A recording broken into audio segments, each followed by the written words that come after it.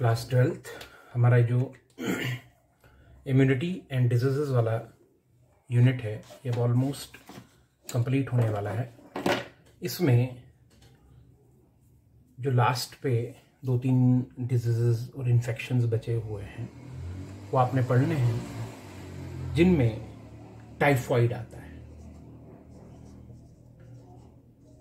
कुछ ही दिनों में विदिन 2 to 3 लेक्चर्स हम अपने इस यूनिट को ख़त्म करेंगे और इसके बाद हम लोग जो है वो अगला जो हमारा टॉपिक है, अपना अगला जो यूनिट है उसको लेंगे।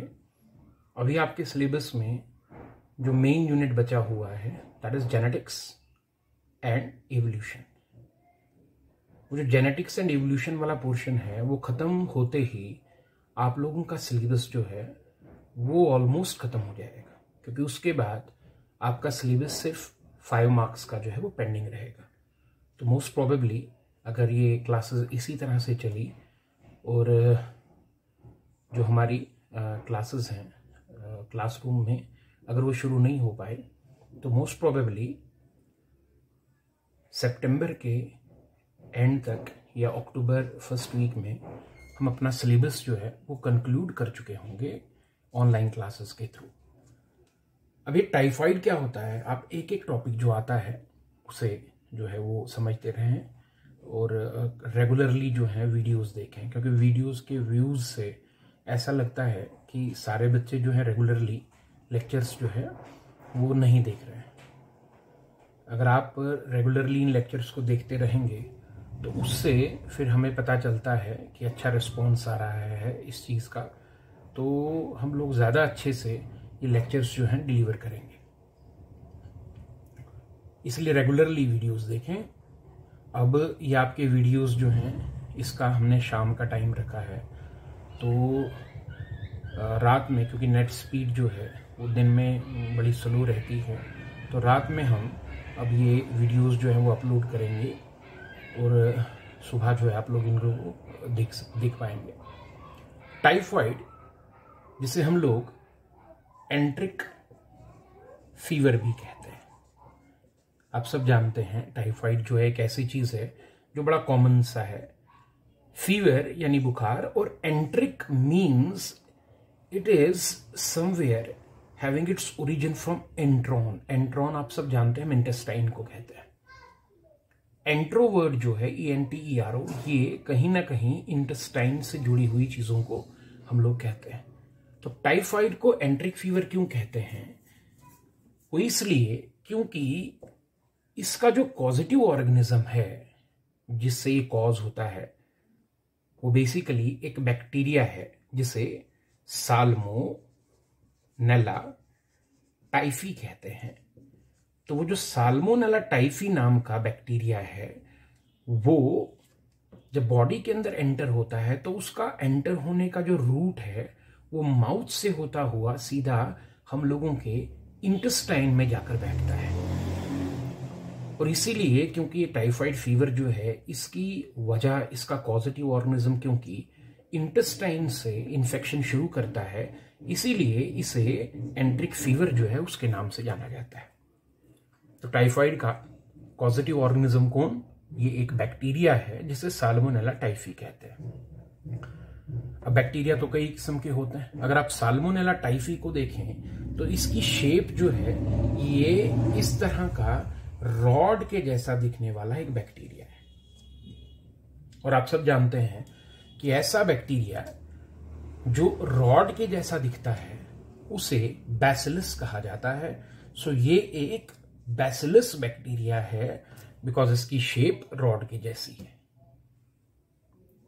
नंबर 2, ये फ्लैजिलेटेड बैक्टीरिया है। फ्लैजिलेटेड का मतलब होता है कि इसमें इस तरह से मूव करने के लिए फ्लैजिला लगे हुए हैं। सो एक फ्लैजिलेटेड बैक्टीरिया है और बैसिलस बैक्टीरिया है।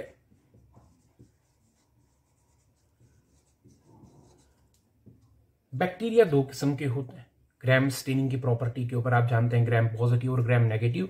तो ये जो साल्मोनेला टाइफी है ये ग्राम नेगेटिव बैक्टीरिया जो होते हैं उनकी कैटेगरी को बिलोंग करता है। तो साल्मोनेला टाइफी जो कि पॉजिटिव ऑर्गेनिज्म है इस टाइफाइड का, वो एक gram negative flagellated bacillus bacteria है, जो कॉन्टामिनेटेड वाटर और फूड के जरिए हम लोगों की बॉडी के इंटेस्टाइन में आकर इन्फेक्शन की शुरुआत करता है। यानी इसके इन्फेक्शन की शुरुआत इंटेस्टाइन से होती है। मतलब ये कि ये बॉडी के अंदर जब एंट्री लेता है तो वो ओरल रूट से एंट्री लेता है, पानी, फ्रूट, वेजिटेबल, उसके जरिए ये माउथ से होता हुआ हम लोगों के इंटेस्टाइन में पहुंचता है और वहां इन्फेक्शन जो है उसकी शुरुआत करता है। अब वहां ये करता क्या है, तो एक तो साल्मोनेला टाइफी के इंटेस्टाइन में आ जाने की वजह से पेशेंट को जो परेशानी होगी वो ये कि साल्मोनेला टाइफी स्मॉल इंटेस्टाइन की वॉल में घुस के वहां स्मॉल इंटेस्टाइन की वॉल पे अपनी ग्रोथ शुरू करता है। और उसके बाद जब साल्मोनेला टाइफी स्मॉल इंटेस्टाइन की वॉल में ग्रोथ शुरू करता है तो वहां पे अल्सर्स क्रिएट हो सकते हैं। उसके इन्फेक्शन की वजह से स्मॉल इंटेस्टाइन की वॉल जो है उसमें घाव हो सकता है। आप जानते हैं अंदरूनी घावों को अल्सर कहते हैं। और उन घावों में से ब्लड रिलीज होता है और वो ब्लड फीकल मैटर के साथ बाहर निकलता है। ये कुछ जो हमने पहले डिजीज पढ़ी है एमोबियोसिस, उसके जैसी है, बट वो एमोबिक डाइसेंट्री है। और टाइफाइड में अगर ऐसा हुआ तो इसे टाइफाइड डाइसेंट्री कहा जाएगा। तो एक परेशानी जो टाइफाइड के पेशेंट को हो सकती है वो ये कि वो डाइसेंट्री का शिकार हो सकता है।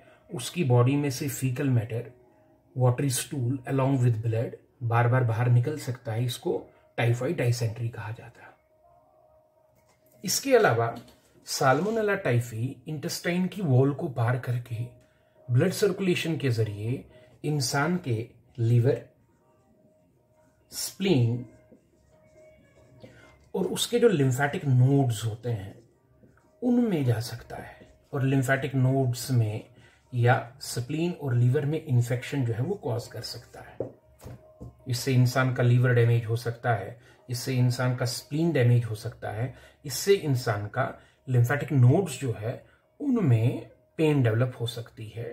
तो लिम्फेटिक नोड्स, स्प्लीन और लीवर को भी अपना टारगेट जो है ये साल्मोनेला टाइफी बना सकता है। और इसके पहले हमने देखा कि इंटेस्टाइन में इसकी ग्रोथ की वजह से पेशेंट को डाइसेंट्री की प्रॉब्लम शुरू हो सकती है, जिसे टाइफाइड डाइसेंट्री कहा जाता है। सिम्टम, जो मेन सिम्टम, शुरुआती सिम्टम टाइफाइड का है, दैट इज फीवर। बुखार जो है वो टाइफाइड में पेशेंट को आता है। और बुखार आप जानते हैं कि फीवर जो है ये हमारी बॉडी का एक बड़ा इंपॉर्टेंट इम्यून रिस्पॉन्स है। अब जब ये साल्मोनेला टाइफी बॉडी के अंदर एंटर होता है, फैलता है, तो इसे खत्म करने के लिए हमारी बॉडी फीवर नाम का इम्यून रिस्पॉन्स जो है वो जनरेट करती है। शरीर खुद अपनी बॉडी का टेम्परेचर बढ़ाता है ताकि उस गर्मी के चलते ये साल्मोनेला टाइफी नाम का बैक्टीरिया मर जाए। बट ये साल्मोनेला टाइफी काफी हद तक, क्योंकि हीट स्टेबल है, ये गर्मी को काफी हद तक बर्दाश्त कर सकता है। यही वजह है कि शरीर में जब फीवर आता है तो उसके असर से साल्मोनेला टाइफी जो है वो मरता नहीं है। नतीजा, शरीर बुखार से तपता रहता है, बुखार बढ़ता जाता है और साल्मोनेला टाइफी को इसकी वजह से कोई खास नुकसान जो है वो नहीं होता। रिजल्ट ये कि एक ऐसा फीवर इंसान में आता है जो बढ़ता ही जाता है और उसका कोई पॉजिटिव इफेक्ट जो है वो बॉडी को नहीं मिलता है। साल्मोनेला टाइफी उसकी वजह से नहीं मरता है, बिकॉज वो हीट स्टेबल है। तो शरीर फीवर बढ़ा कर अपना खुद का नुकसान जो है वो करता रहता है। इसीलिए अगर पेशेंट को ऐसा बुखार आए जो बढ़ता ही जाए और उसके साथ साथ पेशेंट को पूरी बॉडी में पेन शुरू हो जाए और टाइफाइड डाइसेंट्री जो है ये अगर उसे दिखती है तो उसे समझ लेना चाहिए कि पेशेंट जो है ही सफरिंग फ्रॉम टाइफाइड। अब क्योंकि एक बैक्टीरियल इन्फेक्शन है तो इसमें आपको याद क्या रखना है कि टाइफाइड जो है इसका पॉजिटिव ऑर्गेनिज्म क्या है, साल्मोनेला टाइफी। साल्मोनेला टाइफी कैसा है, एक gram negative flagellated bacillus bacteria है। ये बॉडी के अंदर किन किन जगहों को अपना टारगेट बना सकता है, ये इंटेस्टाइन को नुकसान पहुंचा सकता है, लीवर को, स्प्लीन को, लिम्फेटिक नोड्स को नुकसान पहुंचा सकता है। सिम्टम इस बीमारी का क्या है? इस बीमारी में फीवर आता है और वो फीवर जो है वो दिन ब दिन बढ़ता ही चला जाता है, और क्योंकि फीवर बार बार आएगा, बढ़ता जाएगा, उसकी वजह से शरीर के प्रोटीन्स टूटेंगे। शरीर के प्रोटीन्स टूटेंगे तो एंजाइम्स जो हैं, डाइजेस्टिव एंजाइम्स जो हैं, क्योंकि वो भी प्रोटीन के बने होते हैं, तो वो भी खत्म होते हैं। नतीजा ये होता है कि इंसान का लॉस ऑफ एपेटाइट, यानी भूख कम लगती है, भूख खत्म हो जाती है। इसके अलावा शरीर में पेन होती है, वेट लॉस होता है।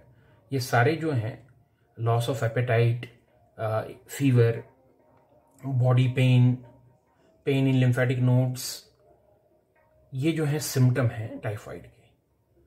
अब टाइफाइड को डिटेक्ट करने का, कंफर्म करने का कि whether patient is suffering from typhoid और नॉट, क्योंकि फीवर तो और भी कई कंडीशंस में आता है, तो क्या पेशेंट को टाइफाइड है या नहीं है, ये जानने का जो आसान सा तरीका है वो है विडॉल test.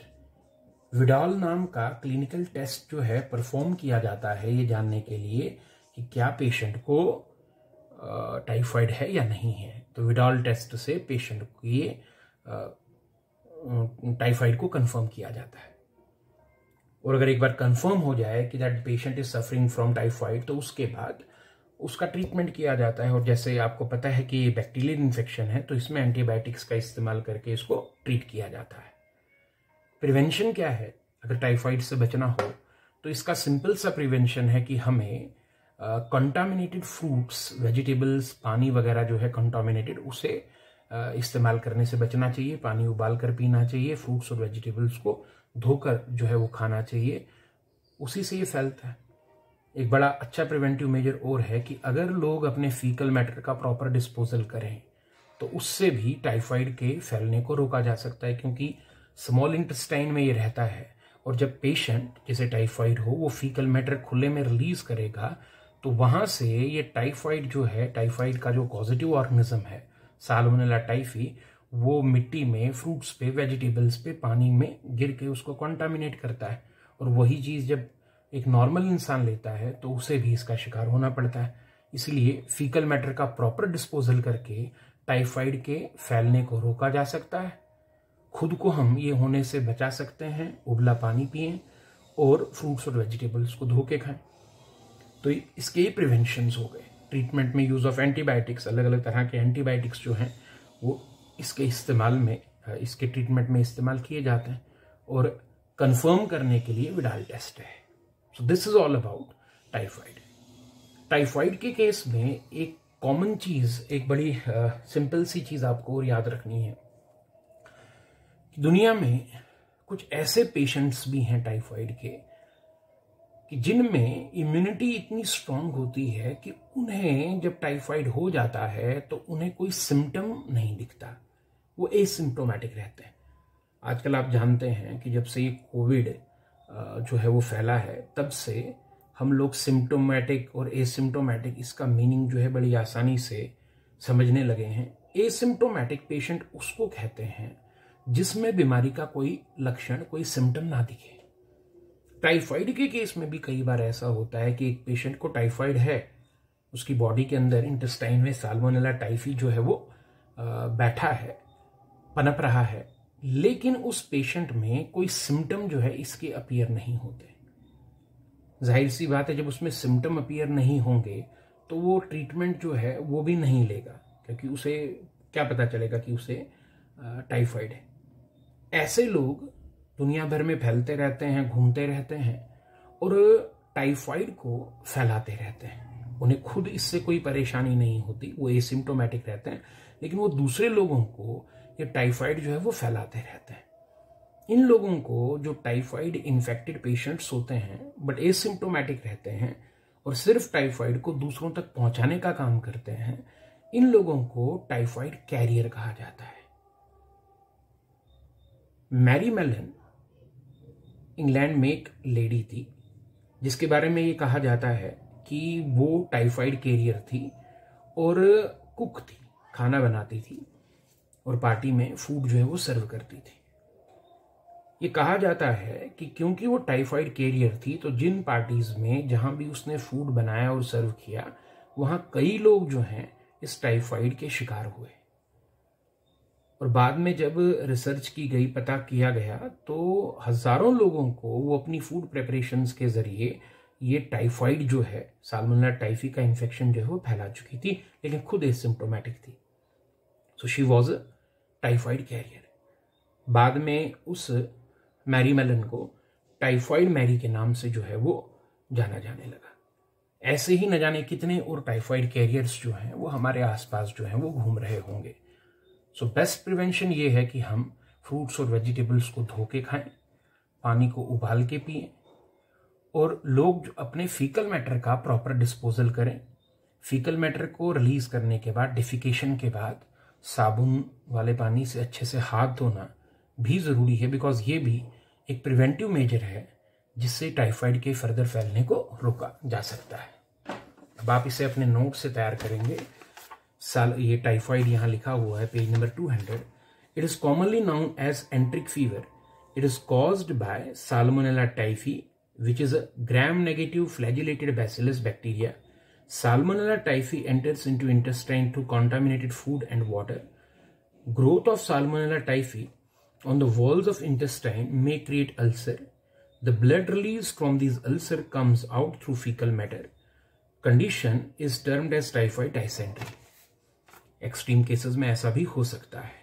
Salmonella typhi penetrates the walls of intestine to enter into blood circulation and starts its growth in liver, spleen and lymphatic nodes. There are chances of liver damage, spleen damage, and also there is pain in lymphatic nodes. Typhoid is characterized by sustained fever, लगातार रहने वाला बुखार, whose intensity goes on increasing, जो बढ़ते time के साथ साथ बढ़ता जाएगा day by day. Due to the sustained fever, there is destruction of proteins, body के प्रोटीन टूटते हैं, that leads to weight loss, loss of appetite, loss of immunity, etc. Vidal is the clinical test performed for the confirmation of typhoid. Antibiotics are used. Antibiotics इसके treatment में use होंगे, जैसे ऑफ्लॉक्सिन है, ciprofloxacin है, and एफिनिकॉल are the effective antibiotics against typhoid infection. There are some patients of typhoid which do not show the symptoms of typhoid themselves but spread the typhoid to others. These are known as typhoid carriers. और फिर यहाँ Mary melon का भी जिक्र है। Mary Mallon, who is commonly known as typhoid Mary, was such typhoid carrier. She was a cook and is believed to serve typhoid to many people through her food preparations. So this is all about typhoid infection. अगला infection जो है that is rhinitis.